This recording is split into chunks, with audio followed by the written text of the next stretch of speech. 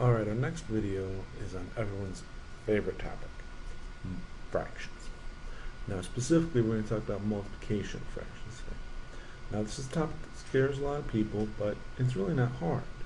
Just follow a couple steps and it'll be easy. Alright, so let's look at our first problem here. We have 1/2 times 3/4.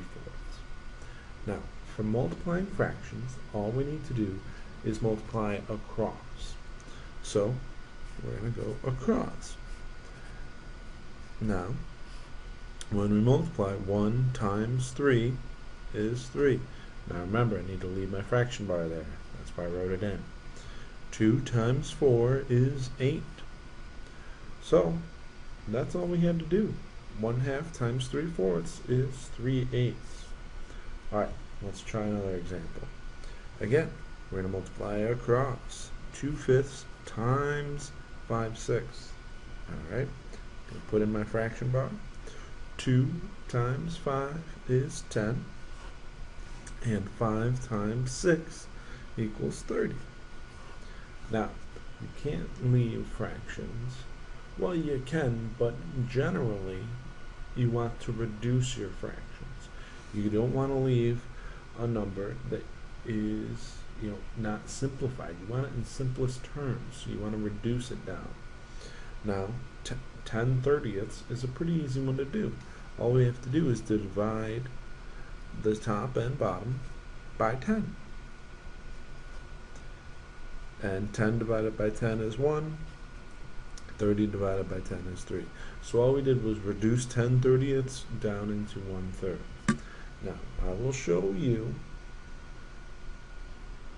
a way we can skip that process and slow it down so we don't have to do it. Now, if we take this same problem, say 2/5 times 5/6, we want to take that same problem. We can reduce first, so we don't have to reduce at the end. Now, what I mean by that is we can go on the opposites and reduce, and we can go vertically and reduce, but we cannot reduce horizontally. So I'm going to look at this first problem. I'm going to say, okay, can 2 go into 5? No, it can't. Can 2 go into 6? Yes, it can. So what I'm going to do is reduce 2/6. I'm going to say, okay, 2 goes into 2 once. 2 goes into 6, well, 3 times. Okay. Now, I can't reduce that anymore, but can 5? I can't go across, and I already figured I couldn't go up. But does 5 go into 5? Because I can go diagonally and reduce. Yes, it does. 5 goes into 5 once. 5 goes into 5 once. And now if we multiply through, 1 times 1 is 1.